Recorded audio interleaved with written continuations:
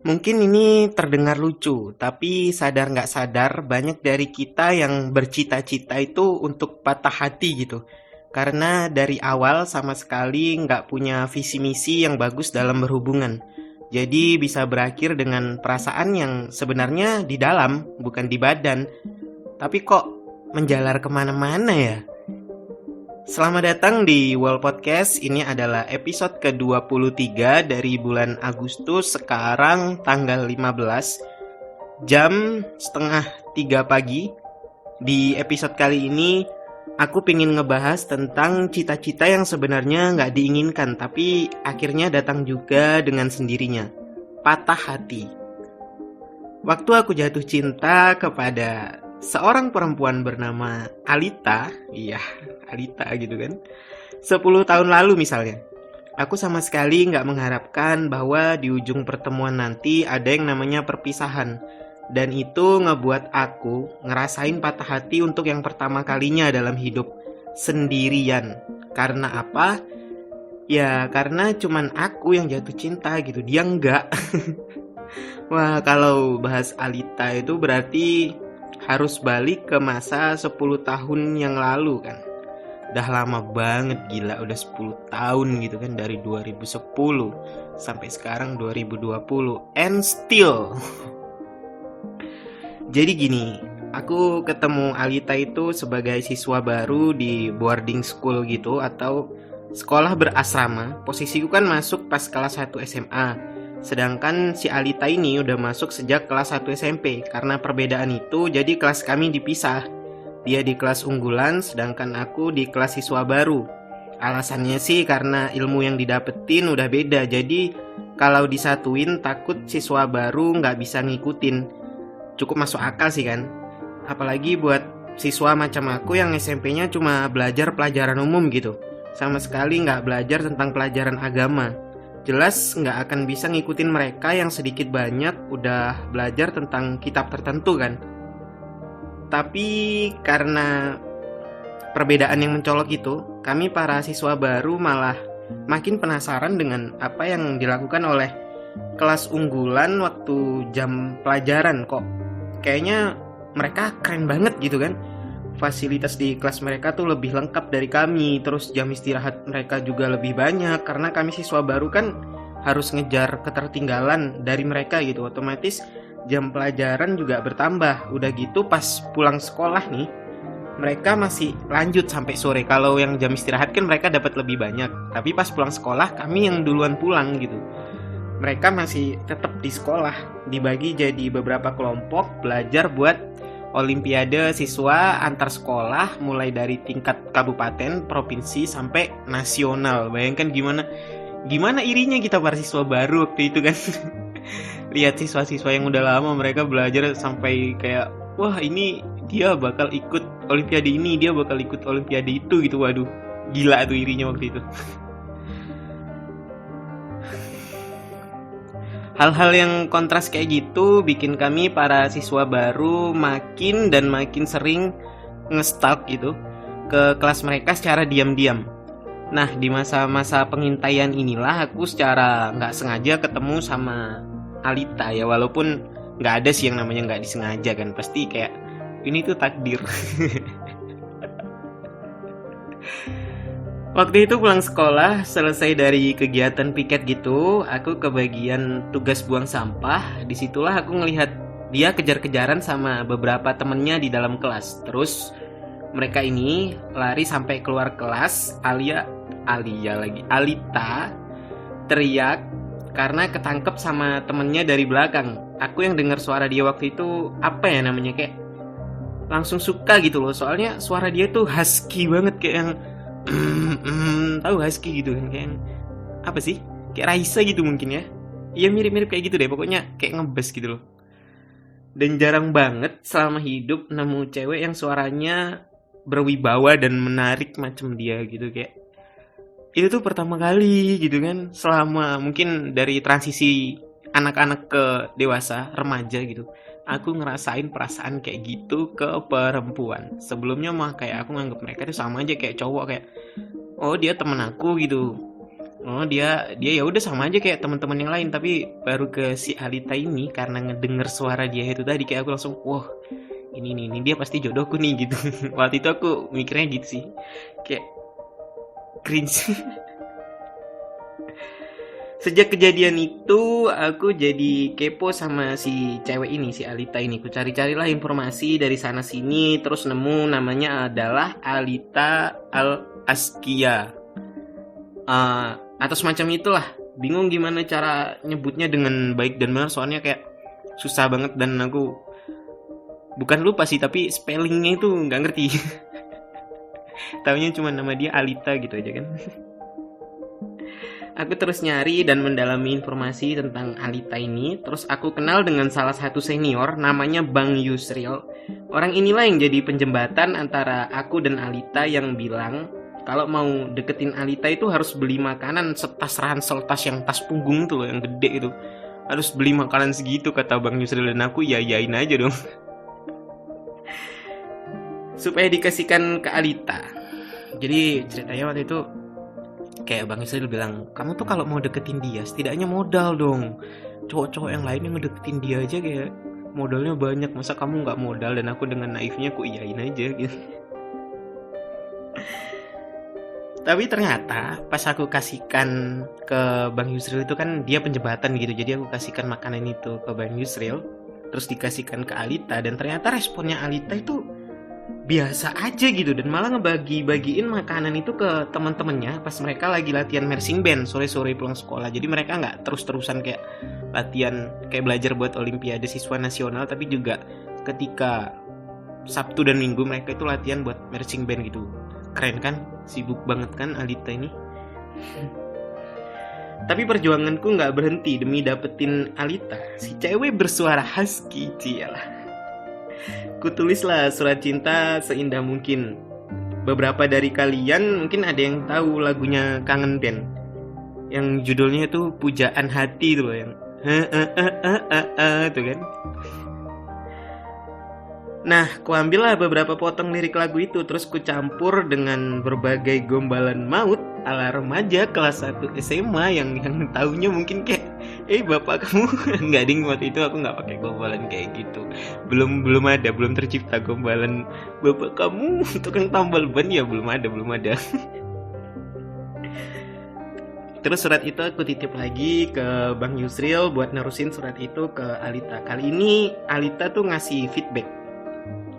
Dia ngebalas suratku itu, dia ngomong gini di kalimat pembuka suratnya. Aku tahu kamu suka bahasa Inggris, jadi aku tulis surat balasan ini dengan bahasa Inggris gitu, dia bilang.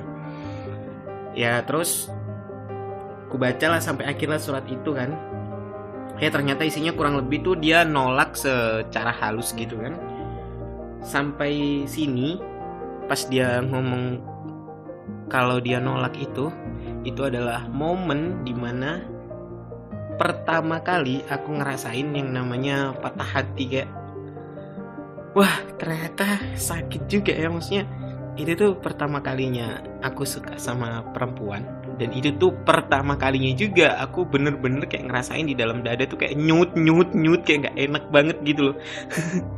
Karena udah ditolak ya, biarpun dia nolaknya halus sih, dia nolaknya halus pakai bahasa Inggris juga gitu kan.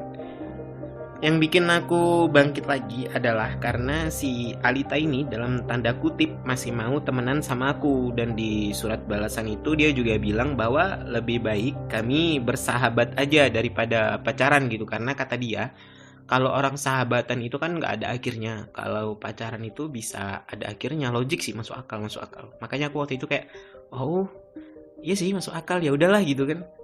Oke lah, setidaknya masih ada kesempatan gitu kan, walau bukan sebagai pacar, yang penting bisa dekat dengan Alita, jadi sahabat pun bakal kulakuin lah.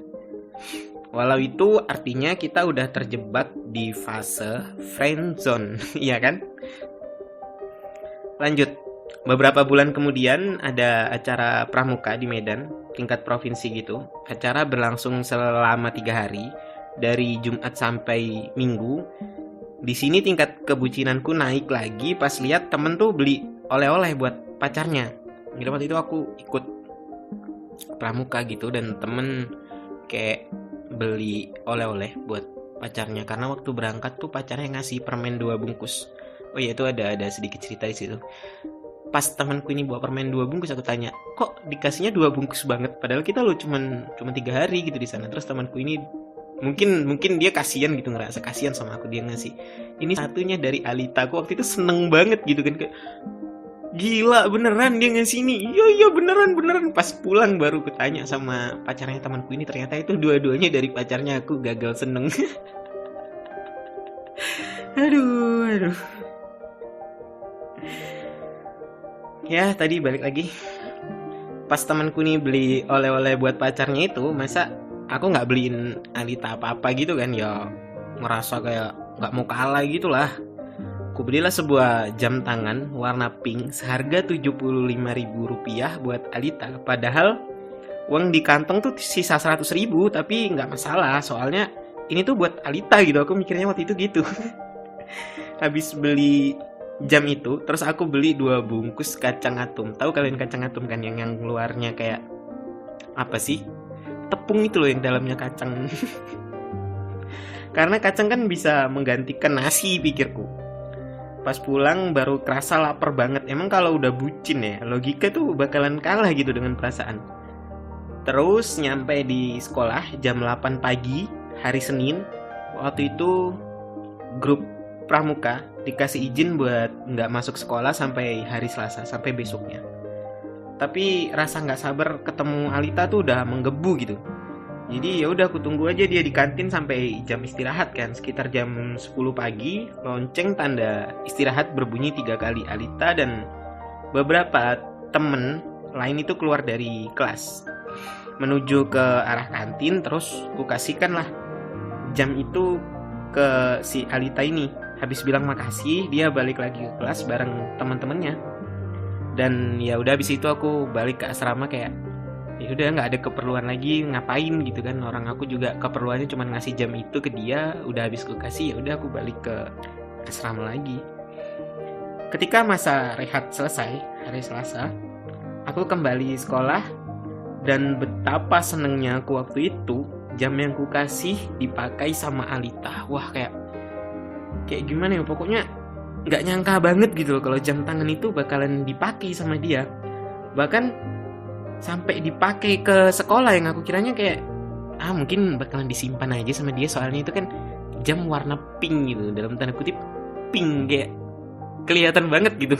Kalau orang pakai warna cerah kayak gitu kan bakalan kelihatan banget dan bakal jadi kayak pusat perhatian gitu. Makanya aku nggak nyangka waktu dia pakai jam itu ke sekolah gitu. Ya oke lah, bagian ini mungkin terdengar agak lebay gitu kan, cuman jujur aja aku seneng banget dengan perlakuan dia yang kayak gitu, perlakuan kecil dia itu yang menghargain gitu loh, yang kayak gimana ya, kayak ngerasa bahwa perjuangan itu diakui gitu loh. Tapi nggak ada yang bertahan selamanya kan. Gitu juga rasa bahagia sekitar sebulan setelahnya, setelah aku kasihkan jam itu tadi. Dia nggak lagi pakai jam yang aku kasih. Aku nggak berani nanya ke Alita sampai sekarang kemana jam itu, entah hilang, entah dibuang, atau disimpan sama dia. Aku nggak tahu dan nggak berani buat nanya karena kenyataan itu pahit kan. Jadi biar aku hidup di dunia hayalan aja deh ya. Skip ke tahun 2012, karena kejadian setelah jam tangan itu nggak ada yang ninggalin bekas begitu dalam lagi, kayak ya say hi terus ngobrol bentar maybe gitu, kayak ya udah hal-hal yang biasa dilakuin anak sekolah aja. Jadi kita skip ke tahun 2012 ketika kita udah sama-sama lulus dari sekolah ya. Di 2012 setelah perpisahan di sekolah, beberapa dari kami ada yang ikut bimbel gitu kan ke Medan buat masuk ke perguruan tinggi, termasuk aku, Alita, dan 7 orang lainnya, teman-temanku itu.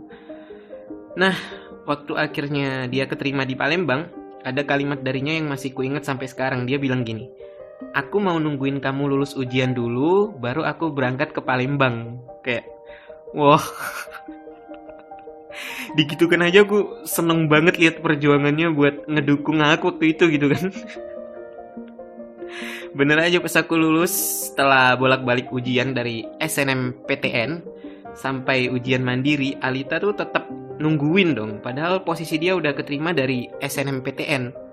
Tahu kan jarak dari SNMPTN ke mandiri tuh jauh banget gitu. Ada kali sekitar 2 bulanan gitu ya. Tapi dia tetap nunggu, dia tetap stay. Dia bener-bener apa? Dia bener-bener iyain ucapannya gitu. Dia bener-bener janjinya itu nggak dibohongin sama dia. Maksudnya gimana ya ngomong enaknya, dia megang janji lah istilahnya gitu. Aku dan Alita terus pisah, tapi hanya karena jarak. Untungnya teknologi bernama WhatsApp sudah rilis tahun 2012 itu kan. Android mungkin masih Android 3 atau 4 aku lupa. Tapi intinya WhatsApp udah ada, udah bisa juga diinstal di Symbian Phone. Soalnya waktu itu HP ku Nokia yang lama banget, yang belum Android tapi udah bisa diinstal WhatsApp gitu. Jadi kita masih bisa komunikasi kan ya. Dia di Palembang dan aku di Aceh. Tentang Aceh dan Malang, aku pernah bahas di Wall Podcast episode 11 yang tentang jurusan kuliah itu. Jadi kalau kalian mau tahu kenapa aku yang awalnya di Aceh terus sekarang di Malang, kalian bisa nonton di episode itu. Hubungan kita sebagai sahabat masih baik-baik aja. Bahkan setelah aku di Malang dan dia udah lulus dari kuliahnya di Palembang, kita masih sama. Baru pada akhir 2017, bulan pastinya tuh aku lupa, antara Oktober atau November gitu kan, Alita ngomong bahwa dia ingin berhenti dari semua aktivitasnya secara daring. Waktu itu aku ngira bahwa dia mungkin lagi capek dan butuh istirahat. Jadi pas dia ngomong gitu, aku iyain aja tanpa banyak tanya kenapa. Toh itu adalah hak dia juga kan. Tapi ternyata maksudnya ingin berhenti adalah dia udah nggak mau dan memang bener pengen berhenti komunikasi sama aku. Jadi maksudnya itu bukan berhenti secara daring, tapi dia mungkin halus aja nyindir ya, kayak udah cukup sama kamu gitu. Tapi dia karena nggak enak mungkin ngomongnya secara langsung, ngarepin aku paham, padahal aku itu adalah tipe orang yang tidak peka sama sekali dengan sindiran-sindiran halus gitu. Jadi harus ngomong langsung aja. Dan itu ya kesalahanku sih. Jadi di bulan Desember itu aku galau berat dari 2010 cuy. Dari 2010 loh. Dan akhirnya salah satu dari kami mengakhiri hubungan gak jelas itu dengan cara ngilang. Bener-bener ngilang karena dia juga blok semua media sosialku, bahkan nomor HP. Aku SMS juga nggak bisa terkirim, nggak tahu kenapa, nggak tahu gimana cara dia waktu itu. Pokoknya intinya bener-bener yang di blok, bener-bener yang udah nggak bisa komunikasi sama sekali gitu kan. Jadi waktu itu di dalam mobil menuju ke Simpang 5 Kediri tanggal 31 Desember 2017, aku dan 2 orang temanku, yaitu si Piko dan Bijak. Aku pernah menyebutkan mereka di episode-episode sebelumnya, cuman aku lupa di awal-awal episode banget di Wall Podcast gitu kan, menyanyikan dengan keras lagu Sayang yang dibawain oleh Via Valen waktu itu kan.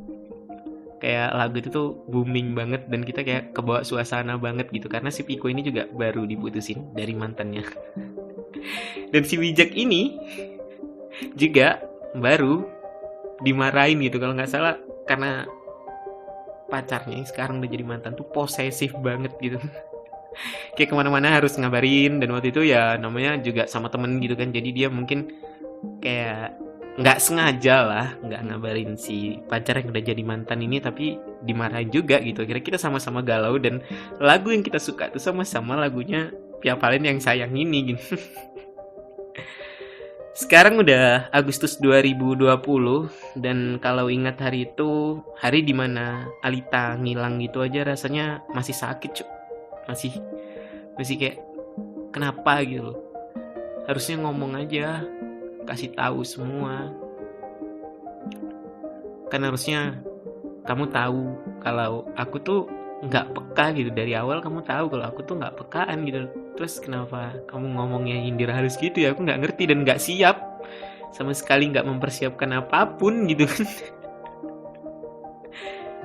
Ya udahlah. Poin dari semua cerita ini adalah dalam beberapa hal patah hati itu bisa jadi adalah tujuan akhir yang banyak dari kita nggak sadar akan masuk ke sana. Dan kalaupun udah masuk, mau nggak mau yang harus keluar tuh ya kita sendiri gitu. Karena ya itu tadi, kita tidak siap, kita belum mempersiapkan apapun buat akhir yang seperti ini. Tapi bisa jadi cita-cita yang kita nggak sadari adalah ya patah hati itu gitu. Oke lah, sobat-sobat nolabku.